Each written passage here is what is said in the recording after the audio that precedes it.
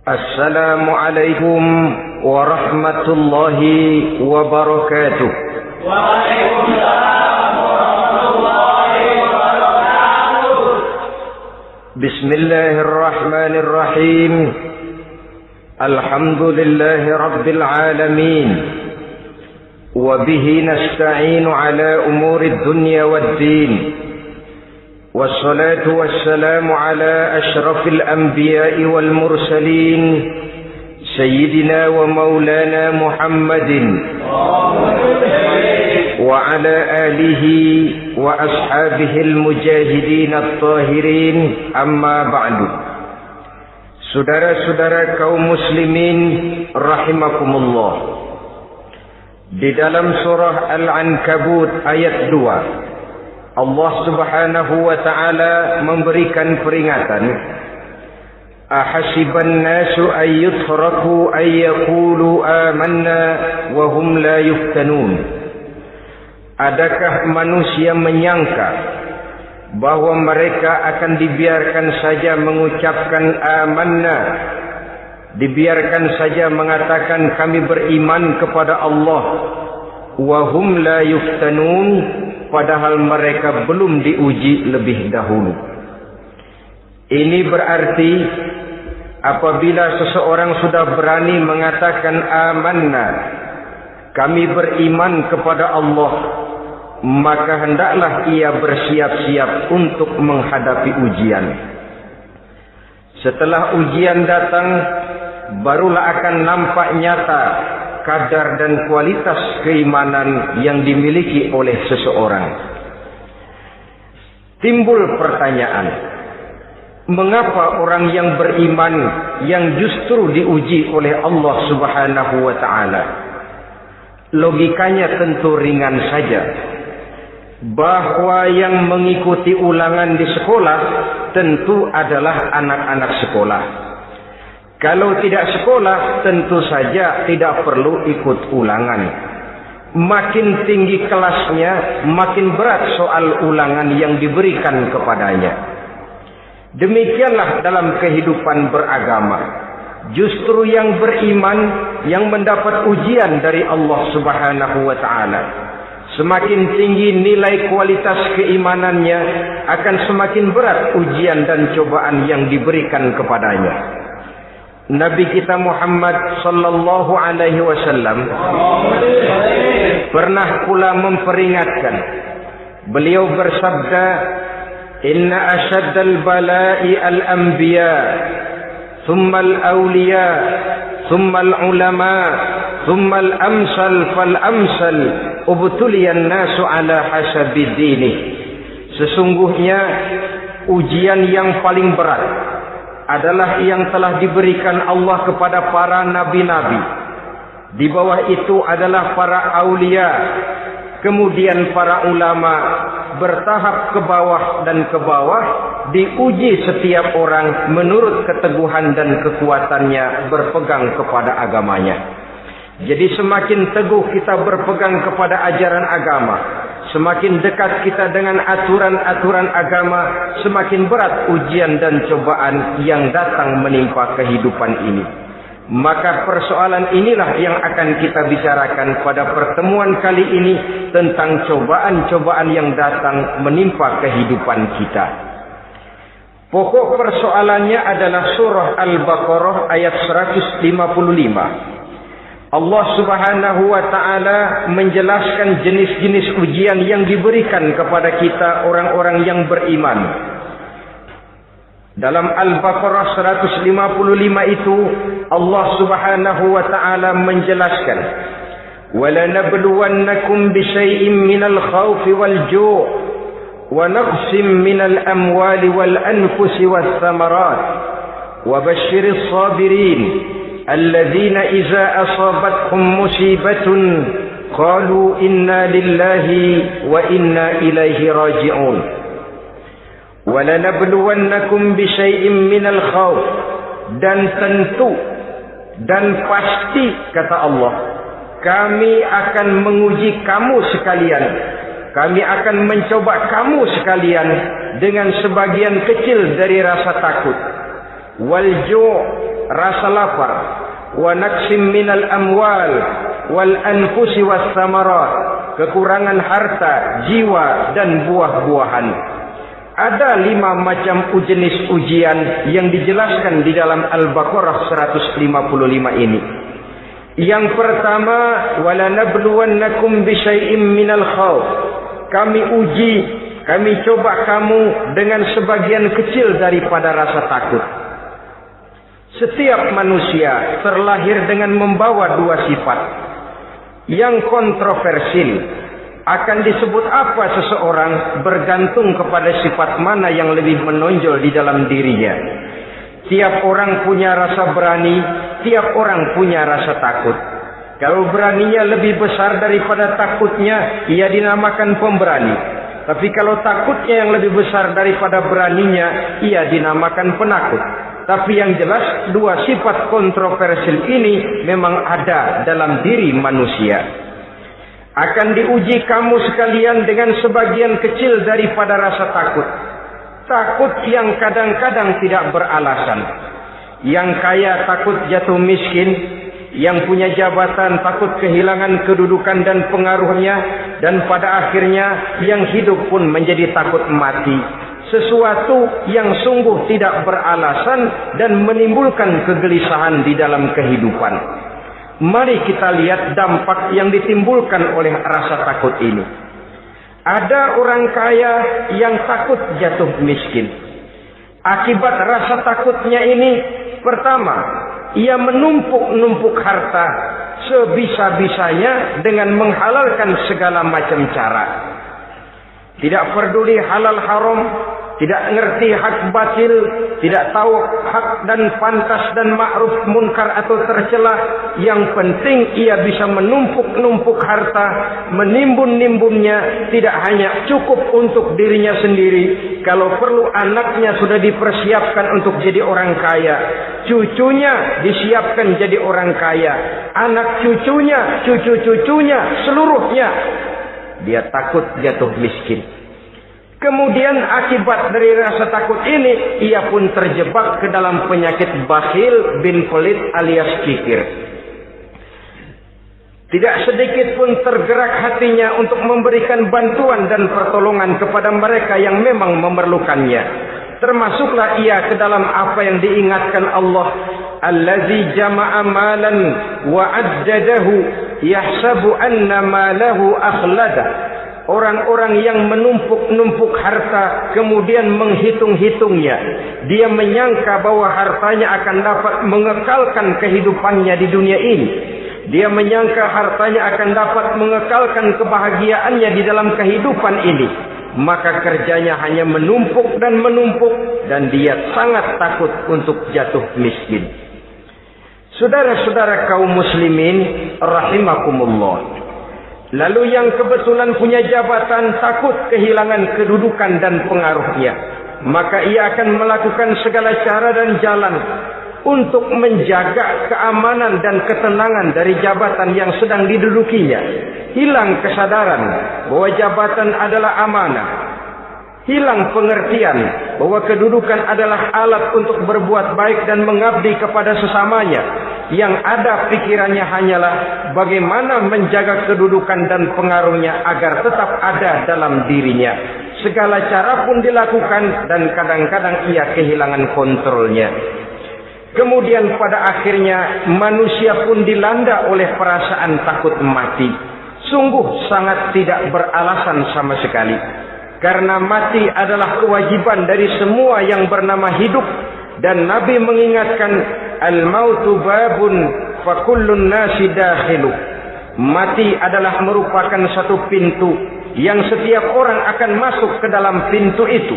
Bahkan mati sesungguhnya bisa merupakan nasihat di dalam kehidupan kita. Beliau bersabda, taraktu fikum nasihataini, natiqan wa samitan. Aku tinggalkan kepada kamu 2 macam nasihat. Pertama, nasihat yang pandai bicara, dan yang kedua, nasihat yang diam saja. Sahabat bertanya, nasihat yang pandai bicara itu apa ya Rasul? Beliau menjawab, Al-Quran. Kalau nasihat yang diam saja apa ya Rasul? Beliau menjawab, maut. Saudara-saudara kaum muslimin rahimakumullah, yang kaya takut miskin, yang punya jabatan takut kehilangan kedudukan dan pengaruhnya, dan pada akhirnya yang hidup pun menjadi takut mati. Sesungguhnya takut-takut yang sangat tidak beralasan sama sekali. Jika orang kaya takut jatuh miskin, untuk itu kemudian dia menghalalkan segala macam cara untuk menumpuk kekayaan yang tidak akan habis dimakan selama 7 turunan, kemudian diiringi dengan sifat bakhil, sifat tertutup, sifat berpangku tangan melihat kesulitan dan penderitaan orang lain, maka sesungguhnya dia tidak merasa bahwa harta merupakan titipan dari Allah Subhanahu wa taala, bahwa ia merupakan alat dan bukan merupakan tujuan di dalam kehidupan ini. Takut miskin adalah satu penyakit yang mengakibatkan orang lupa diri dan lupa daratan. Takut kehilangan kedudukan dan pengaruh juga adalah penyakit yang menyebabkan orang menghalalkan segala macam cara untuk menjaga kedudukan dan jabatannya. Dan takut mati juga sebenarnya sesuatu yang tidak beralasan, sebab siapa yang berani hidup harus berani pula menghadapi mati. Yang takut mati tidak usah hidup saja, karena mati adalah kewajiban bagi semua orang-orang yang hidup. Oleh karenanya, rasa takut yang tidak beralasan sesungguhnya merupakan ujian untuk menguji nilai-nilai keimanan yang ada di dalam diri kita. Orang kaya diuji dengan hartanya, pejabat diuji dengan kedudukan dan pengaruhnya, manusia hidup diuji dengan akan datangnya mati yang menjemput kehidupannya. Menghadapi ujian-ujian semacam ini, maka marilah kita menyadari, yang kaya tidak perlu takut miskin. Dari Allah harta itu datang, kepada Allah harta itu akan kembali. Yang punya kedudukan dan pengaruh tidak usah takut kehilangan kedudukan dan pengaruhnya, karena jabatan sesungguhnya merupakan amanah dari Allah Subhanahu wa taala yang harus digunakan dan dianggap sebagai kesempatan untuk berbuat kebajikan sebanyak-banyaknya. Saudara-saudara kaum muslimin rahimakumullah, ini bagian pertama dari ujian-ujian yang ada dalam Al-Baqarah 155. Walanabluwannakum bisyai'im minal khauf. Kami akan uji, kami akan coba kamu dengan sebagian kecil daripada rasa takut. Takut yang kadang-kadang saya katakan sekali lagi sangat tidak beralasan. Akibatnya bisa menimbulkan gejala-gejala yang aneh di dalam kehidupan kita. Saudara-saudara, yang kedua, walju, akan kami uji kamu dengan rasa lapar. Kelaparan belum tentu identik dengan kemiskinan. Bahkan di dalam surah An-Nahl ayat 112, Allah Subhanahu wa taala memberikan contoh yang sangat nyata dan jelas. وَضَرَبَ اللَّهُ مَثَلًا قَرْيَةً كَانَتْ آمِنَةً مُطْمَئِنَّةً يَأْتِيهَا رِزْقُهَا رَغَدًا مِنْ كُلِّ مَكَانٍ فَكَفَرَتْ بِأَنْعُمِ اللَّهِ فَأَذَاقَهَا اللَّهُ لِبَاسَ الْجُوعِ وَالْخَوْفِ بِمَا كَانُوا يَصْنَعُونَ. Allah memberikan contoh bagaimana keadaan satu negeri yang makmur, aman, tenang, tentram. Rezekinya datang dari segala arah. Fakafarat bi an'umillah, tapi sayang sekali penduduknya kufur dengan nikmat yang diberikan Allah Subhanahu wa taala kepada mereka. Akibatnya fa'azaqahallahu libasal ju'i wal khauf. Allah timpakan kepada mereka kelaparan dan ketakutan bima kanu yasnaun, sebagai akibat dari apa yang telah mereka lakukan. Marilah kita melihat contoh dalam Al-Quran ini untuk mengadakan introspeksi di dalam diri dan kehidupan kita masing-masing. Adalah satu keberuntungan bahwa kita sebagai manusia dijadikan Allah sebagai khalifahnya di permukaan bumi ini, yang ditugaskan untuk membudidayakan alam mengelola dan mengambil manfaatnya bagi sebesar-besar manfaat di dalam kehidupan kita. Dijadikannya bumi untuk tempat tinggal kita sebagai hamparan di mana segala fasilitas dan kebutuhan hidup kita tersedia. Tinggal lagi kita pandai-pandai mengelolanya. Apalagi buat kita Muslim yang tinggal di persada Nusantara tercinta Indonesia ini. Satu negara yang orang katakan untayan jamrut katulistiwa, yang hijau ranau subur makmur, melahirkan slogan dengan kata gemah rifah loh jenawi toto tentrem kerto raharjo. Negara yang demikian subur, negara yang demikian indah, negara yang demikian hijau ranau ini, apabila kita terkena fakafarat bi an umillah, kufur kepada nikmat yang diberikan oleh Allah kepada kita, dia tidak akan mendatangkan ketenangan, dia tidak akan mendatangkan kesejahteraan, bahkan akan sangat boleh jadi akan menimbulkan kekacauan, ketidaktenangan dan kelaparan di tengah negara yang subur makmur. Inilah yang sangat menyedihkan.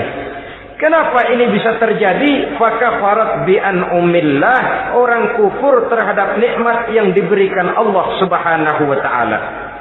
Diberikan negara yang subur, makmur, indah, hijau ranau, tapi dikelola dengan cara yang brutal dan membabi buta.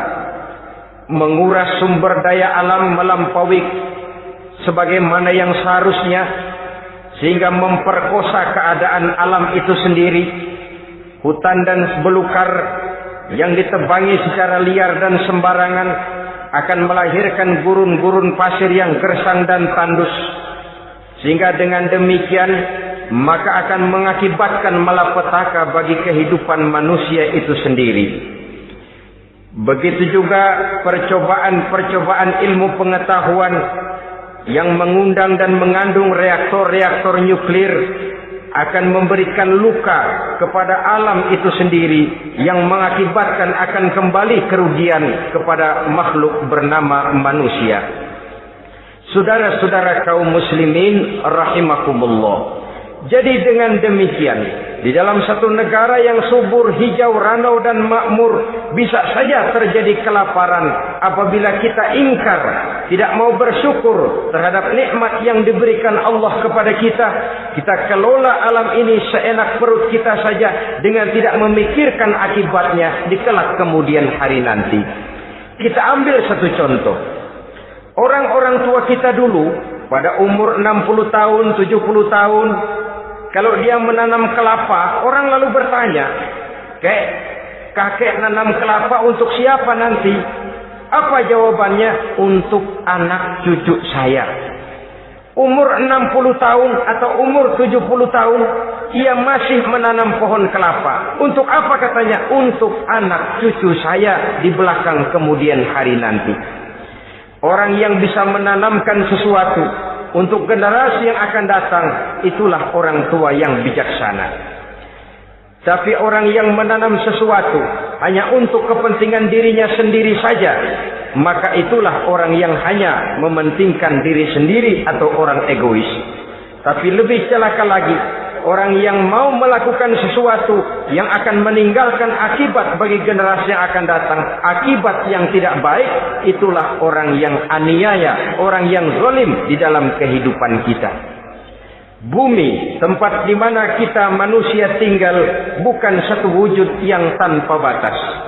Pernahkah kita membayangkan cuma satu bumi untuk dihuni oleh 5 miliar lebih dari makhluk bernama manusia, yang kadang-kadang pertumbuhan sarana untuk menunjang kehidupan tidak sepesat pertumbuhan jumlah makhluk bernama manusia itu sendiri.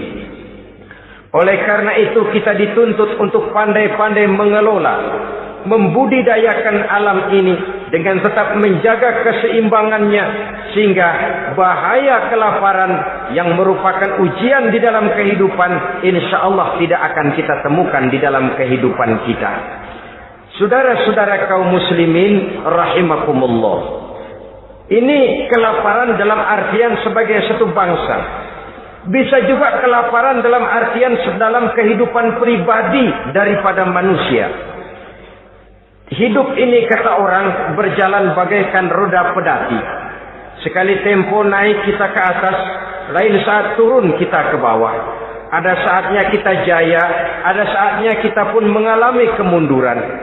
Oleh karena itu, pasang surut kehidupan ini membuat orang seharusnya sadar bahwa pasang surut itu tidak harus menyebabkan pasang surutnya dia di dalam melaksanakan ibadahnya kepada Allah Subhanahu wa ta'ala. Kelaparan boleh jadi memang merupakan ujian untuk menguji nilai-nilai keimanan seseorang. Apabila dalam kondisi lapar imannya mantap, imannya teguh, imannya kuat, maka dalam kondisi di mana perutnya tidak lapar, tentu iman itu akan lebih bertambah mantap lagi. Kalau orang perutnya kenyang, kalau orang perutnya berisi penuh, lalu imannya stabil, kemudian pada saat kelaparan